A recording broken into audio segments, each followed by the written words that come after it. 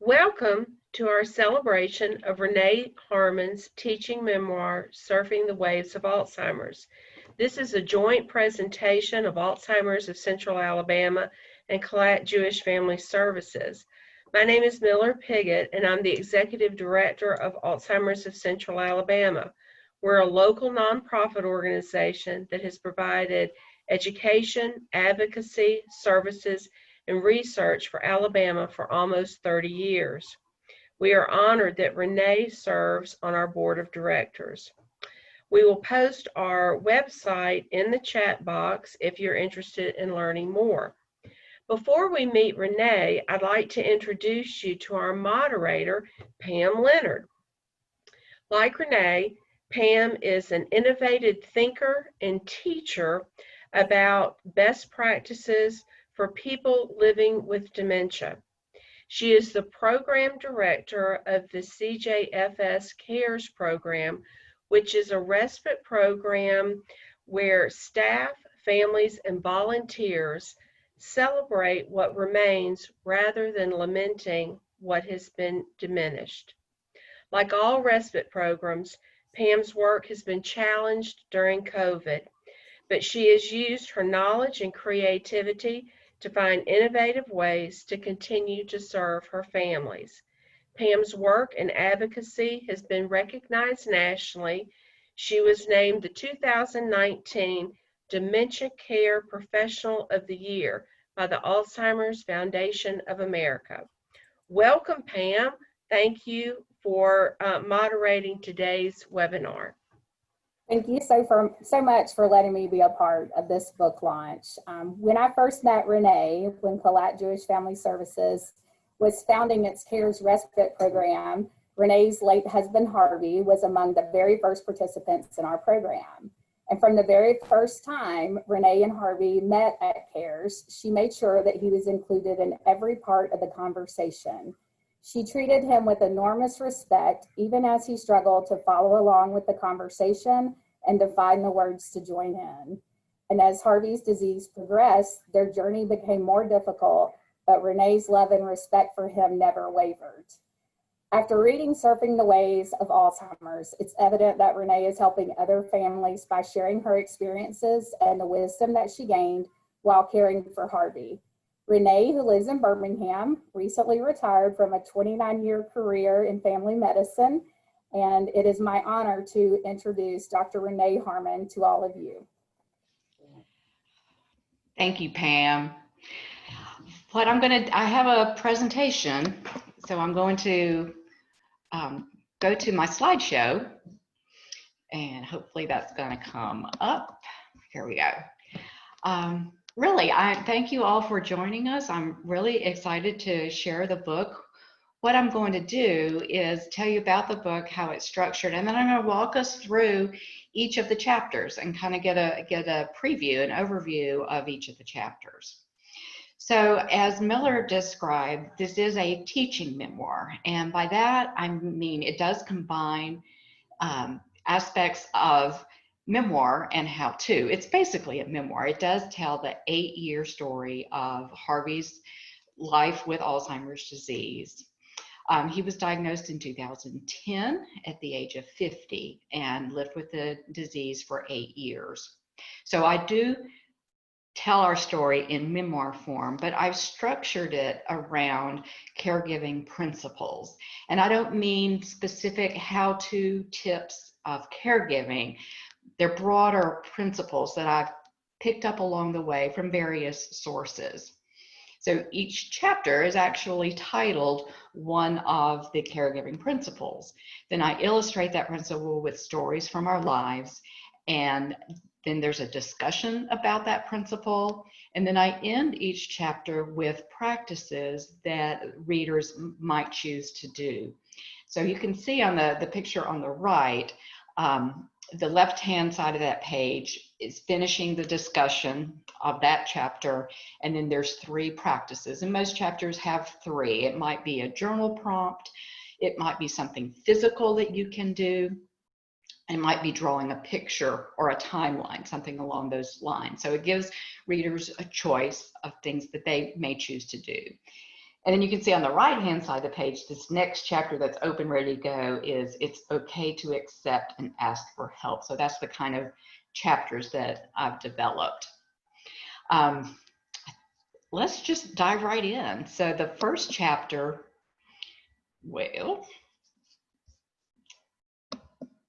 is entitled My Perfectly Balanced Life. Now that's not a caregiving principle, I know, but I use this chapter to introduce myself and Harvey, our families of origin, and our own nuclear family.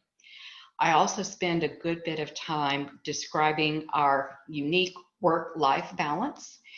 We were physicians together. We opened Double Oak Family Medicine in 1992. Actually, I'll jump back. We met in college. We got married after our first year of medical school. We went through medical school and residency together. And after residency, we moved back to Birmingham and established Double Oak Family Medicine in the Inverness, Meadowbrook, Brook Highland area. We had our first child in 1992 and the second child 3 years later. And what we did in that practice, I am so proud of, but each of us were co-owners and co-physicians, and we were co-parents. One of us would be at the office and the other would be home with the daughters, and we would alternate days. And as the daughters grew, the practice grew so that both of us could be home both of us could be at the practice while they were both in elementary school. The ultimate goal was for us to both be at the practice by the time the youngest was 16 and could drive herself. So that's what this chapter does. It also serves to honor the man Harvey was before the diagnosis and to introduce the theme of balance, which I think is the overriding theme of the book. I want caregivers to have as much balance in their lives as they can. That was the goal for myself, and that's what these caregiving principles that I'm going to share did for me, is help bring that balance forward. So the next chapter is entitled, If You've Seen One Person with Alzheimer's, You've Seen One Person with Alzheimer's. And I tell the story there of when I had the first jolt of fear that something was wrong. We were on a family vacation in Costa Rica, and Harvey could not follow what our guide's instructions were. And from that time until a diagnosis, that was 9 months, we saw a neurologist, and I witnessed things at home and the office, and it just came to a point where I was concerned that he should not be practicing medicine. So I decided to get a diagnosis specifically with neuropsychology testing because I wanted to know what his cognitive abilities were and whether or not he could continue to practice. So I'd actually like to read from that section in the book. This picks up where we go back to the neuropsychologist to get, well, this describes the neuropsychology testing and on. And it will also include the discussion and the practices so you can get a glimpse of how the structure works. Sitting together in the waiting room, we were the only people there. We were both interviewed separately, and I was able to lay out all of the issues and problems I was seeing and witnessing. It was very thorough. I don't know what Harvey's interview was like. The bulk of the day was spent with Harvey undertaking numerous tests of his memory, verbal, spatial, numeric, logical. It was exhaustive, and he was exhausted. He was able to tell me a little of what it entailed. He thought he probably failed and was defeated. It broke my heart when he told me that it made him feel stupid. It took a month for the neuropsychological testing to be scored and compiled, and we went back to UAB to hear the results. All of the tests were explained, as were his scores, with statistics on how he compared to normal subjects of his age and level of education. I was stunned by the breadth of testing that was done. No wonder he had been exhausted. The results of each of the tests were mounting, and to what I could tell was much more abnormal than I had anticipated. Harvey had been doing an exceptional job at hiding his disability. It was stunning, really, how poorly he had performed. After the results were explained, the neuropsychologist stated that Harvey had dementia, probably of the Alzheimer's type. Harvey broke down and sobbed. I didn't cry. I think I knew what was coming and was not surprised and probably just relieved to have a diagnosis. But it broke my heart to see him broken. After he recovered, the neuropsychologist then said that Harvey shouldn't practice medicine any longer. Harvey sobbed again. And when, in just a few seconds, he seemed to quiet down a bit, the neuropsychologist said, "It's okay. Take all the time you need." Harvey immediately straightened his back, looked the guy straight in the eye, and with a steeliness I rarely saw, said that he was fine to go on. We were then told that we should call the medical board and they would tell us how to gradually transition Harvey out of the practice. That was a late Friday afternoon, near the end of September 2010. We spent the weekend telling our family, our daughters, his parents, my parents, his brother, and just digesting the news. As I said, I was much further along in this process, but it seemed to be all new to Harvey. I remember trying to bring up subjects related to longer-term planning and how he angrily dismissed me. "Renee, I'm fine. I don't want to talk about it." We discussed ways he could spend his time now that he wasn't going to be working as much and eventually not as all. We brainstormed, but really couldn't come up with much. He just didn't have any outside interest except for long distance running. Maybe he could take up guitar?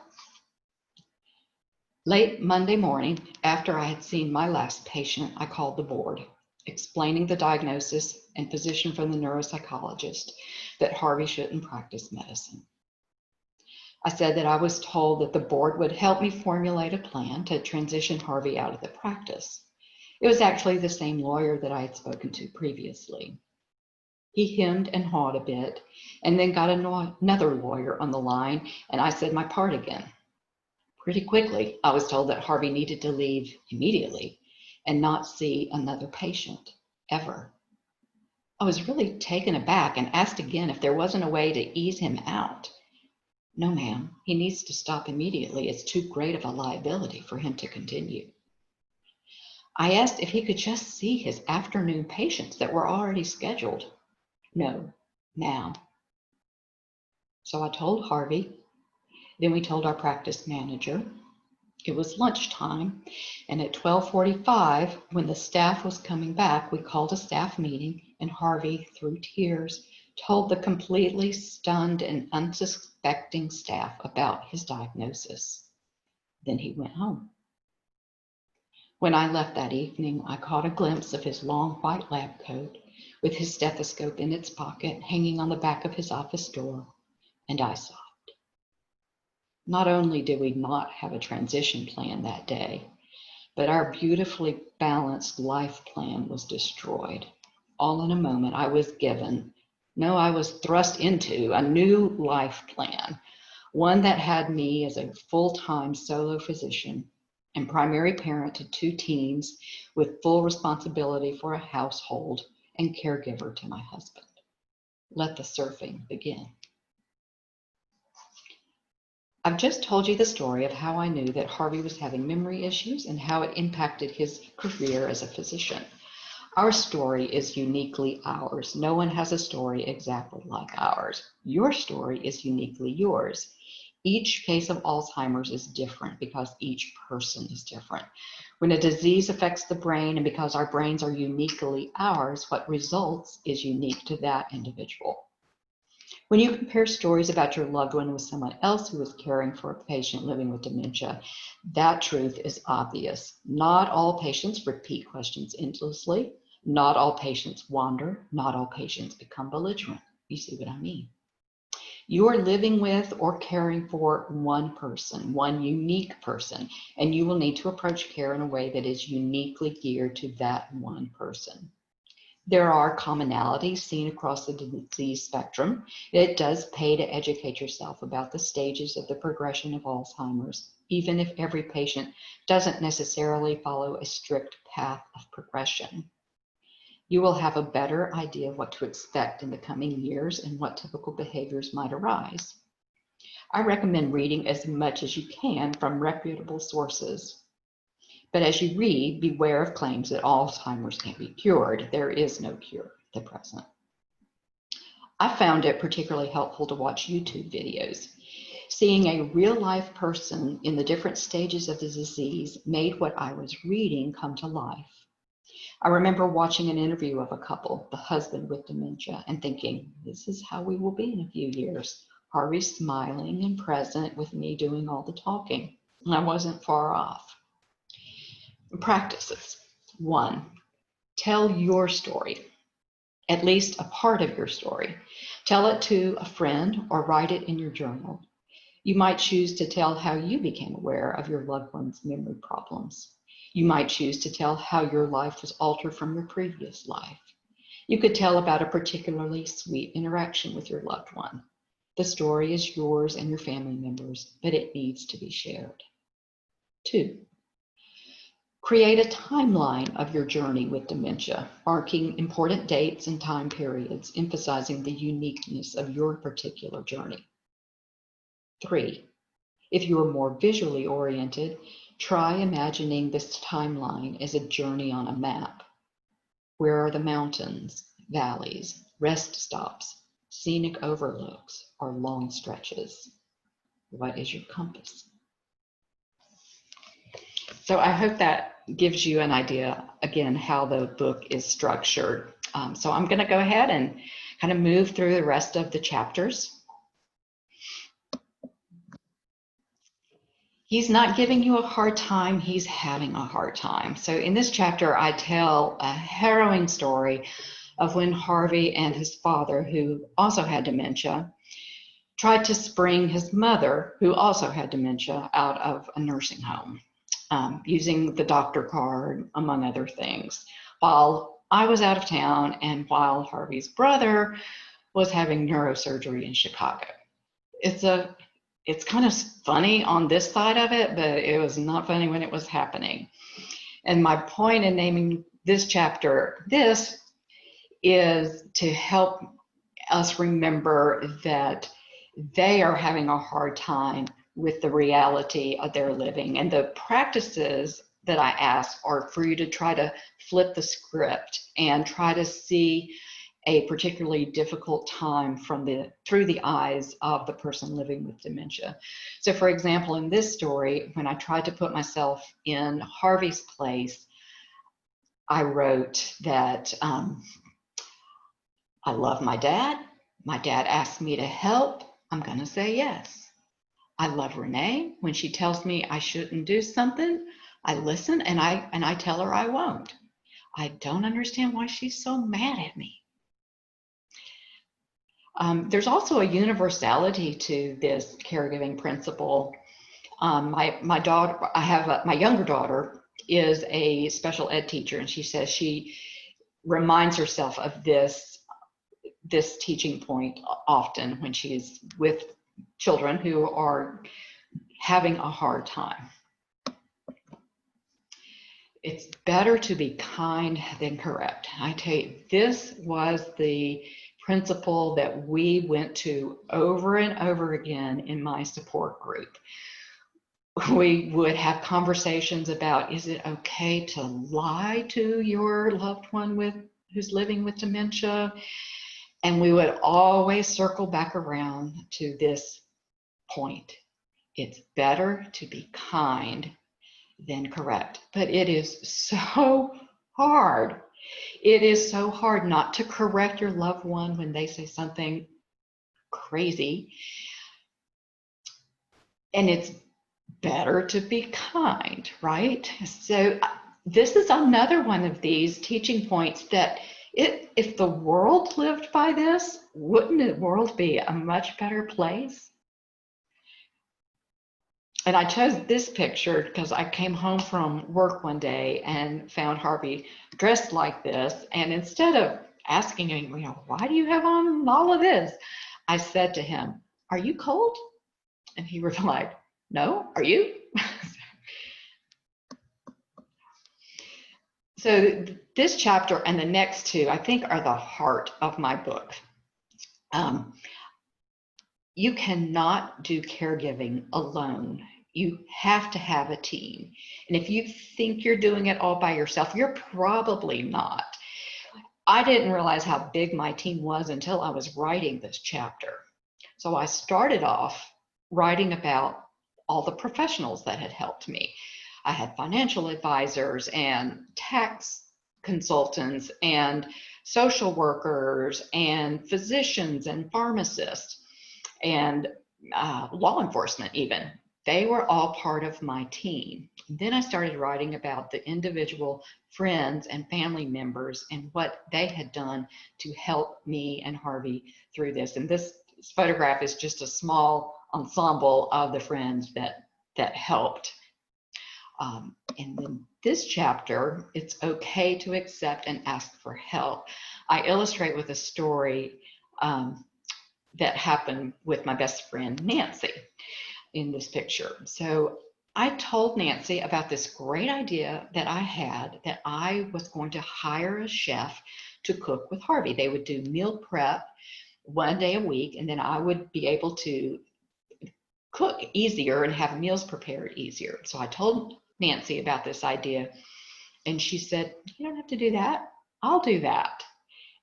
And once a week, she would show up with recipes. They would go to the grocery store and shop together, and then come home and create this beautiful, wonderful meal.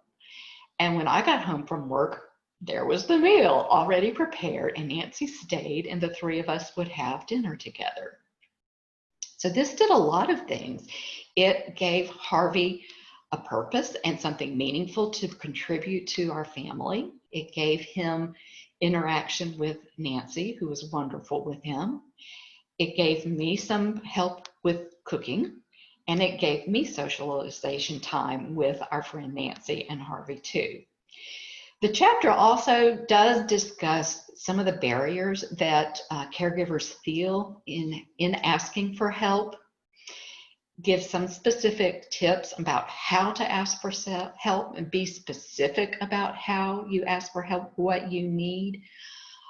And again, this next chapter is also a hallmark of healthy caregiving, I believe.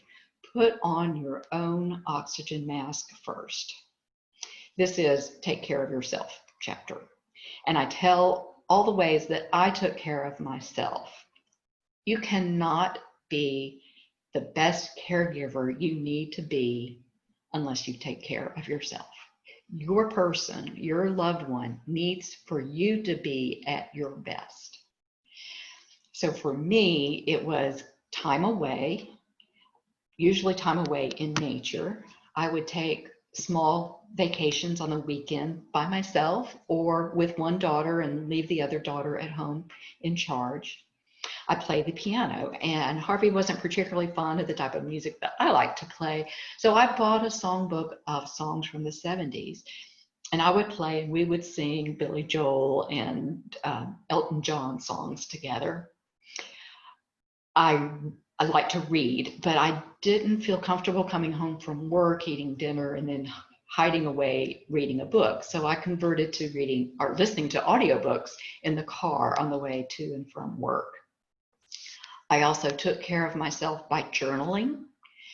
I saw a counselor regularly. I joined a support group and went regularly to that. I also tried to find ways to continue doing things that bring me joy. And that's what the reading and the playing the piano did. But creating something, creating art or a craft has always been important to me too. So I have a studio down in the basement of my home, and I could go down there and create my things. But I did not want to spend time away from Harvey when he had been alone all day. So I taught myself to knit and crochet so that I could do that while we were maybe watching TV together. And then I discovered Zentangle, which is an example here on the screen. That is a 3.5-inch square piece of cardstock, and you use pen and pencil to create these simple non-representational drawings. Now it doesn't look simple, but I assure you all this, it is. So I could create my little works of art, put them in a little zipper container and take them with me to work, or do them on my lap desk while Harvey and I were together. So I encourage caregivers to think about the things that gave them joy before the diagnosis and adapt them so that you can continue them. All right, moving on. So keep your loved one active. This chapter I describe Harvey's remarkable marathon running career. So he was a long distance runner, and he actually had his best time with a diagnosis of Alzheimer's disease at age 51. 3 hours and 13 minutes, which is phenomenal for anyone. Now, this is now about 4 years into the diagnosis. This photograph was taken when Harvey was at CARES, the respite care that Pam is the director of. So Harvey was one of the first participants at CARES. And what's beautiful about CARES, and what was beautiful about the caregivers that I had with Harvey at this stage of his disease, is that they're able to seamlessly enter the world of the person living with dementia.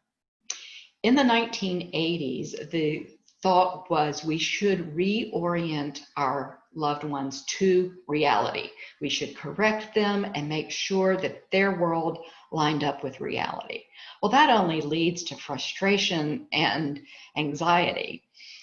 So it's so much better to enter their world. And that's exactly what you see if you walk in the door at CARES.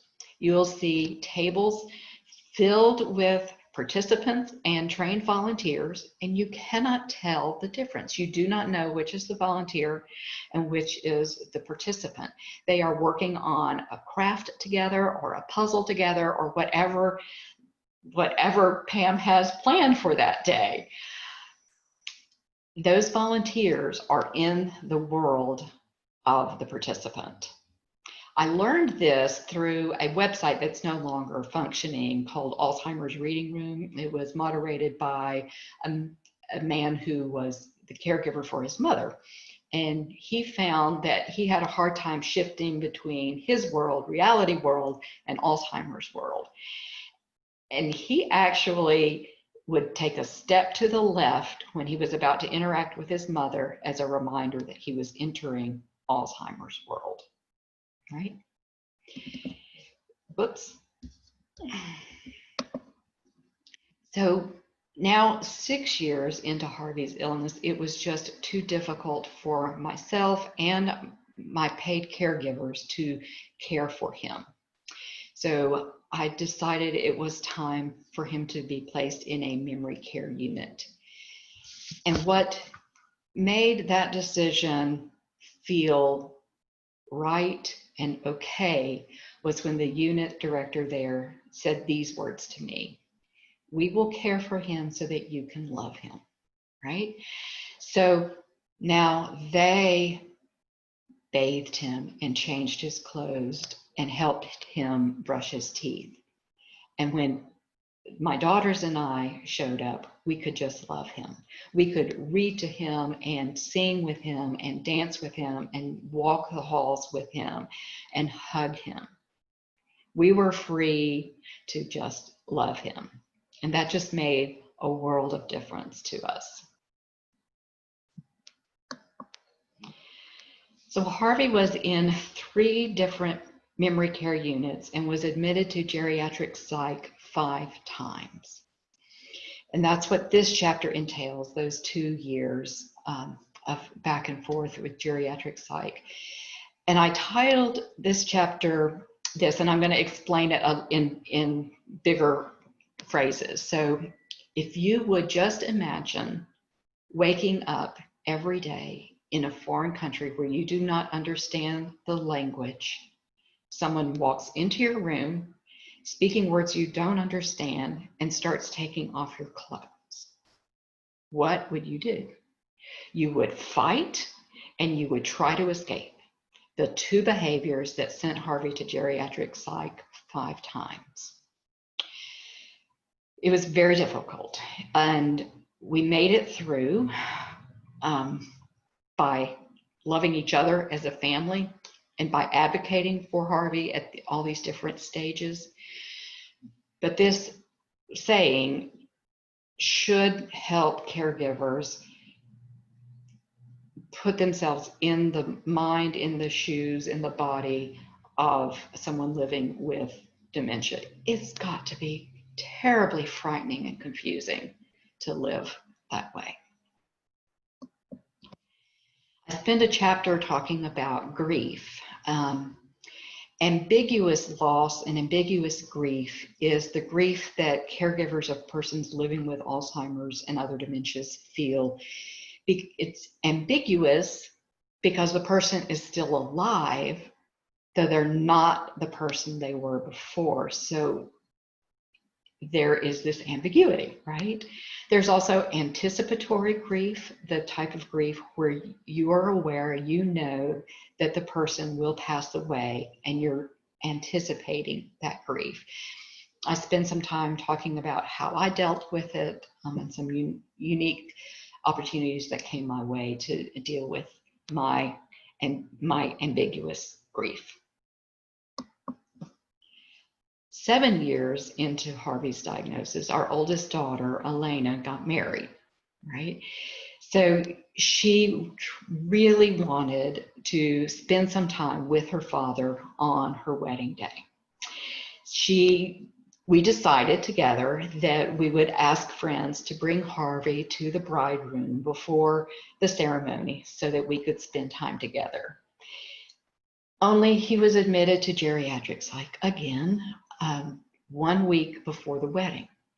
Fortunately, he was released 1 day before the wedding, and it did work out. The friends were able to bring Harvey, and we were able to share this beautiful, precious moment together as a family. And I title it, Let's Do It Together, to talk about not only big events like weddings, funerals, family reunions, but small things. I used this phrase when I wanted to do something around the house with Harvey. It would have been so much easier for me just to do it by myself, but I wanted to include him, and I would use the phrase, let's do it together. Let's fold the sheets.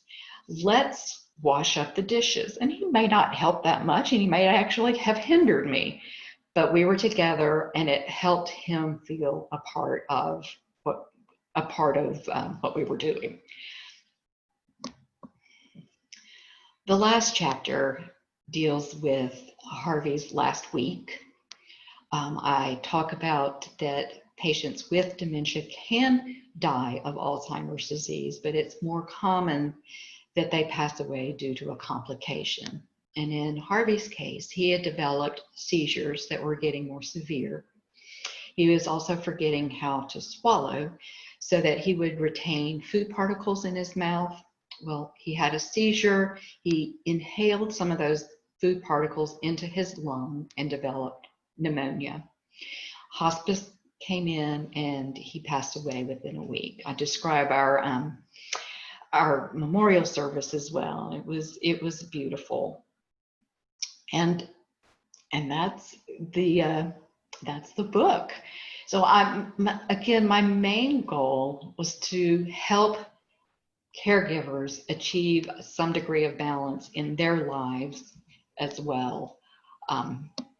So I'm going to leave this screen up as long as we want. I am open to any of your questions. Pam will relay them to me, and I'm happy just to answer anything anybody might have. Renee, I think we wait for anybody to put any questions. You can put them in the Q&A or the chat box. Since this screen is up, why don't you tell us about the cover, why you chose this? Ah, okay. So this photograph was taken by my older daughter about 7 years into Harvey's diagnosis. He was in a memory care unit. I don't know why she just snapped the picture, but she took it in black and in color and converted it. And when I was creating the book, the people that were helping me with the cover suggested I use a photograph of us, and I didn't want to. I just thought it was too personal. And then they started pointing out other books that had photographs, and they were so touching that I asked permission of our daughters first if it was okay if we use this photograph, and we agreed. And I think it tells the story. It tells the story more than words would, or a picture of someone surfing would. That would be confusing.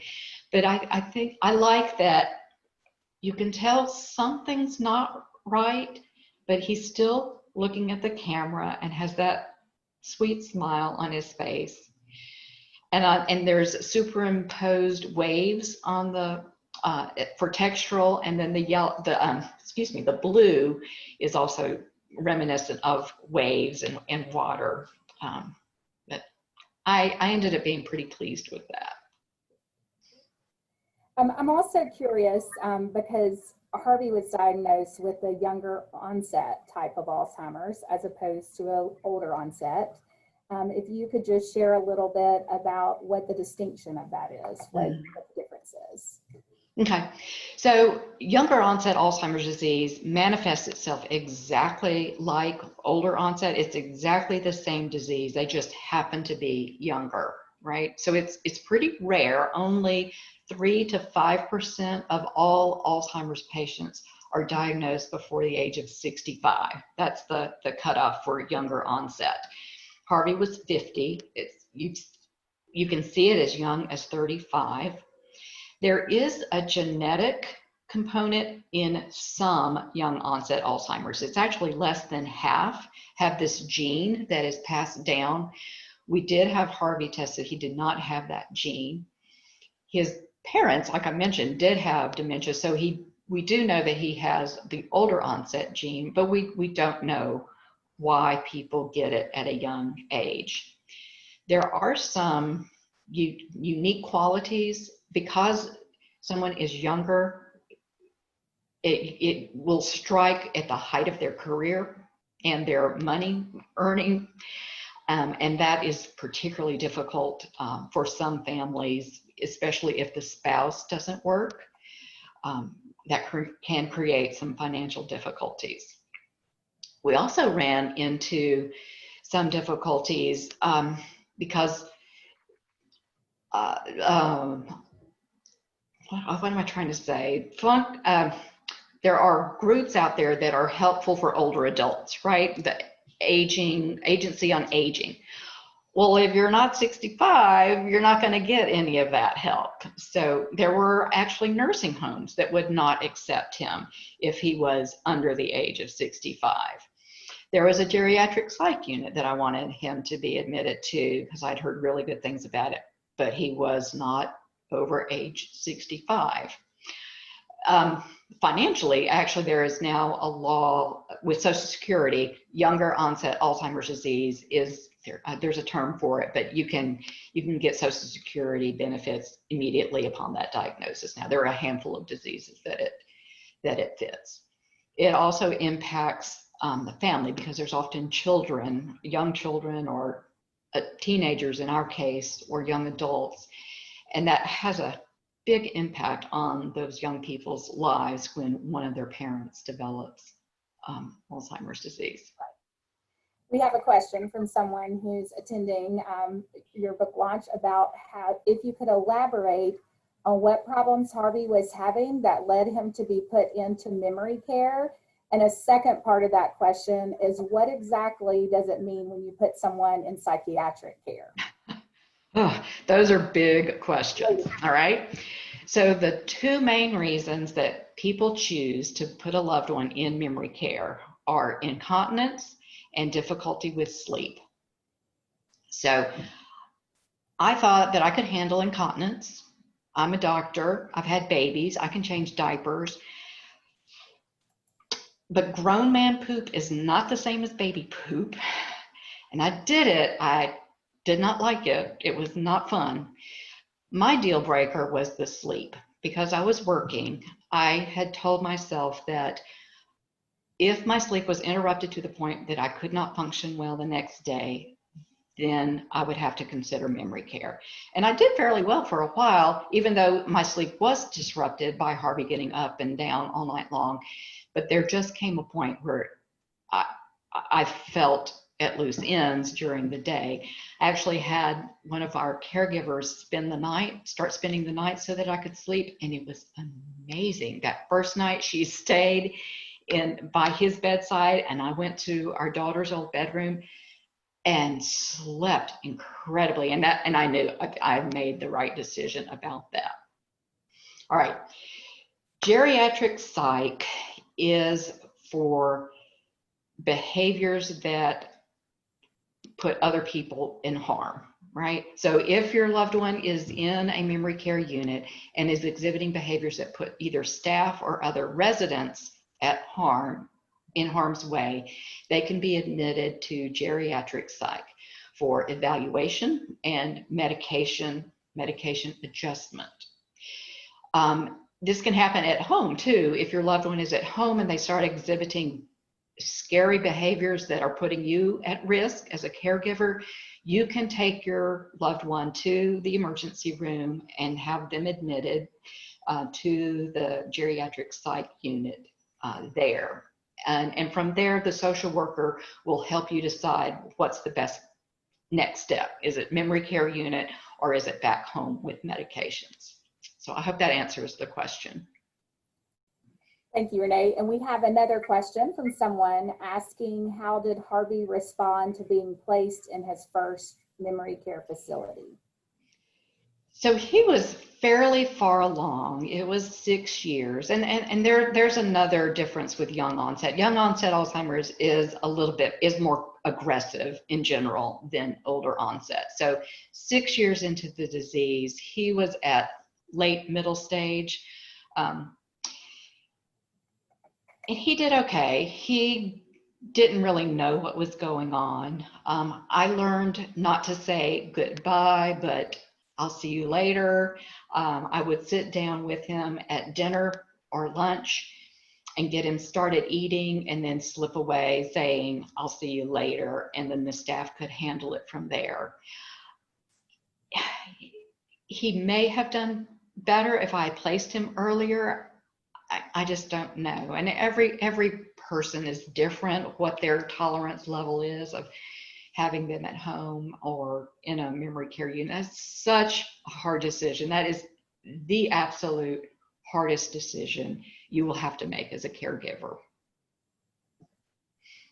I think it's important to, I often encourage caregivers, just don't leave anything off the table as options for caring for your loved one, because you just don't know what problems might present themselves. Absolutely. Another thing I talk about too is not to wait for a disaster to happen, but to kind of have a plan before a disaster happens. And a disaster is something that's dangerous, or like wandering, or your loved one gets hold of a knife and threatens someone. You don't want that to happen. Other catastrophes might be a fall where they hit their head. So having a plan in place, visiting memory care units beforehand, knowing which one you like, put a down payment on it. If your name comes up and you're not ready, you can hold off, and your name will stay at the top. But that way you're prepared, right? And not waiting for disaster to happen. Okay. And there's another question. How did you deal with Harvey's grief? Harvey's grief? We never talked about it, and it's really sad for me to say that. He didn't want to talk to me about it, and it was very difficult for me. I don't know how common that is. I did read somewhere that every person with young onset Alzheimer's does contemplate suicide. And I never had that feeling from Harvey. And when his physician asked him about depression, he would always say that he was fine. But we never talked about it. So I think either he didn't want to talk about it, he was home alone all day, living with this, processing it, I'm sure. He didn't need to talk to me about it. Or maybe he was shielding me and sparing my feelings. But I regret that we couldn't talk about it for both of our sakes. So if your loved one does want to talk about their grief, their loss, please encourage them by all means. Yes. We have another question about taking the car keys away. That's a... Oh, yes, there's a whole chapter on that in the book that I just glossed over because that's the other common support group discussion, right? Oh, and so there's two main reasons that you would take someone's car keys: if they're unsafe driver or if they're getting lost. Harvey was never an unsafe driver. It was amazing. And the way to determine that, I advise all caregivers to get in the car as a passenger with your loved one and witness their driving. If you're too scared to get in that passenger seat, they shouldn't be driving, right? But if you're in the passenger seat and they're doing okay, maybe it's okay. Harvey's problem was wandering and getting lost, and I did put a tracking device in his car so I could see where he was, and I rescued him twice, but that was the impetus for me to actually have driving assessment done. I didn't want to be the one to tell him he couldn't drive, so I hinted around to the neurologist, how should we determine if Harvey should drive or not, knowing that the neurologist would refer us to the driving assessment that is done at UAB under occupational therapy. So Harvey went to that, failed miserably. But what they do is do memory testing at the beginning. Then there is a computer game where a simulated driving game. And if you pass all that, then they put you out on the road and see if you can drive. Well, Harvey failed the simulation game, so we didn't have to drive. And I had someone else tell him he could not drive. It was still very traumatic, very difficult. And the book has some more specific guidelines on there. You've got to remember that if you knowingly let your loved one drive and you know they have dementia, if something happens, you're responsible. That is awesome responsibility to have on your own shoulders. So it's hard. It's very hard. We also have a question from someone who's caring for their sister who's in memory care. So she was curious about the reasons that Harvey had to go to so many different memory care units, or 3, I think was the number she said. Yes. And any advice on how to deal with difference of opinions with the staff?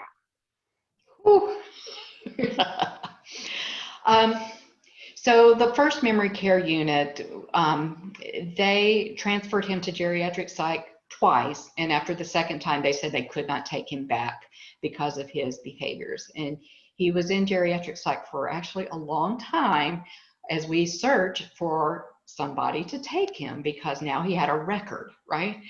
So we eventually did find a place that cared for him, but it was far away. So once the disease kind of progression continued and he became less able to act out on those behaviors, we were able to transfer him closer to us because he wasn't as much of a behavior issue. So that's why the 3 there. Difference of opinion with staff. You just have to be an advocate for your own person. You know your loved one better than the staff do. I don't have any good advice to that. Even harder than that is difference of opinions among family members. thankfully we never had to deal with that, but that's a hard one to manage.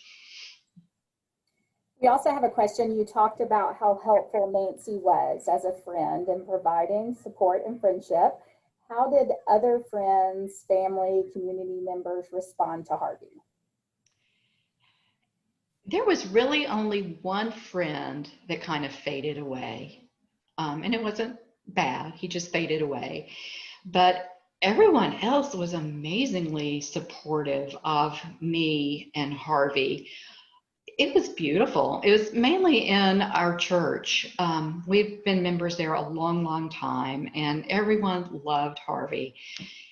There was a friend who created a bowling group for Harvey. And so these 4 guys would go bowling once a week. Another friend volunteered to sit with Harvey at home while he was in a drug study, that he got this infusion at home, and this friend sat with him there. 2 friends, neighbors actually, asked if they could walk dogs with Harvey, and they would show up with their dog and they would walk the neighborhood. Things like that. It was remarkable. It was remarkable. Several people have commented on the fact how the book really spoke to them, but I'm going to read one of these comments to you. It says, I have your book and I find it so helpful. The practice sections made me stop and think. The practical suggestions gave me ideas I had not thought about. Anticipatory and ambiguous grief. So hard. Thank you for writing this.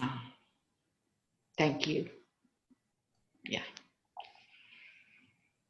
We also have some resources that have been posted in the chat boxes as well of some of the organizations that are present on the line. So there's some websites and phone numbers that people can access as needed. But I want to talk a little bit about your solo camping trip that you just recently took. We were planning this and you were like, I'm off camping, kind of off the grid, and I'm all by myself. And I was in awe of that. I think that's a brave thing to do. And your response back in the email was, you can do hard things, or I can do hard things that are good for the soul. And I'm wondering if this is something you've always embraced, or is this something that caregiving empowered you with? I actually, in the book, the epilogue, I title, You Are So Strong. And I, for a while, thought that was going to be the title of my book, because people just kept saying that to me all the time. You're so strong, Renee. Oh, what else could you be? But yeah, I think I was born that way, and I was certainly raised that way. And what else can you do but be strong when you're a caregiver? I mean, it's hard as heck. And I think I did become stronger and more independent. And that's what led to the camping solo. Yeah, that was a first. Mm-hmm. And I did it, and it felt good and affirming for my ego, just to know that I could do that, but also so good for my soul. As I said, I love being in nature, and that's what that was, is just immersing myself completely. I learned that space food is actually good too. That was just a bonus. But Glennon Doyle's latest book, Untamed, one of her themes throughout is we can do hard things. And I would add, we can do hard things together, right? Especially when they're good for your soul. Yeah, thanks, Pam. Yes, and I just want you to talk a little bit about, it's kind of going to be a 2-part question, life after caregiving, but also, you spoke on it during your presentation and in your book, the things that you did to remind yourself of who you are and to care for yourself. And if you think that those pieces helped you transition to that life after caregiving, if you can just speak to that, that would be. Yeah, I think so. You get so used to being a caregiver, and that feels like your primary purpose and primary job, that when that goes away, often caregivers are just kind of left shell-shocked. And what do I do now? I actually continued to work throughout Harvey's illness and continued to work after he passed away. And that was very good for me and my soul. It was actually, healing for me, because my patients, our patients, because they were shared patients before he retired, would console me. I consoled them. So it was a beautiful, loving relationship with my patients and our healing together with that. So I think continuing to work was helpful to me. Now, not everybody's working in caregiving, but remembering who you are, remembering who you were before the diagnosis is so important. And I talked about adapting the things that you do, things that bring you joy, adapting them. Well, you can now embrace them after caregiving, and remember who you are and who you were, and see what doors open. You know, you can't really plan for what's next. I don't really know what's next for me at this point in my life. Now I have retired. So I'm just kind of waiting to see what the universe sends my way, and see what door opens. Maybe more books, who knows? Maybe more books. Well, I know there was a question about how people can get your book. So if you want to share that with us real quick, the best way. So it's available on Amazon as both a paperback, $15.95, and an ebook, $5.99, or Barnes and Noble. You can go to your local bookstore. I know that Little Professor has it in stock, but other independent bookstores and the big chain bookstores can order it for you. I'm having a book signing this Sunday at Rosemary Beach. So if you happen to be in Rosemary Beach and you're not blown away by the hurricane that's coming, then you could get a book there.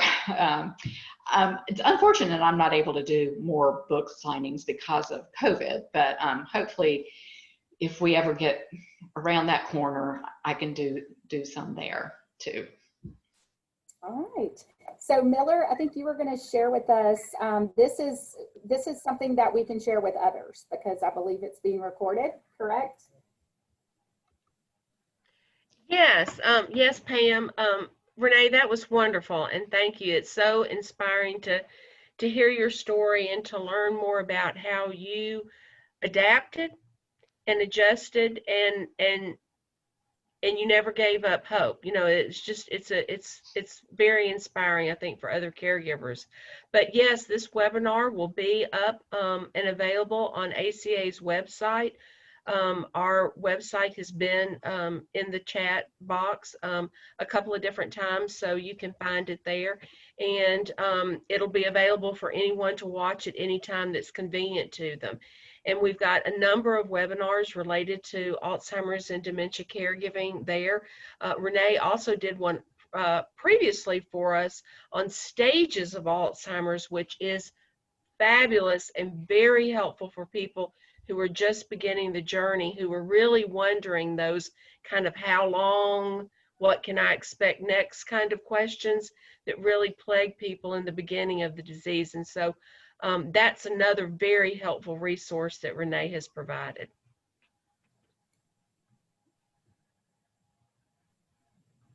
So I just want to thank everybody for watching today. And Renee, we wish you continued success and with your book, and know that you have been such a helpful and comforting resource to many people. Pam, you know I'm your biggest fan, and what you do over at the CARES program and the wonderful, wonderful way you have inspired the dementia community to be better and do better for the people living with Alzheimer's disease has just been amazing. And thank you to the folks at CJFS for letting Alzheimer's of Central Alabama be a part of this today. So thank you, everybody.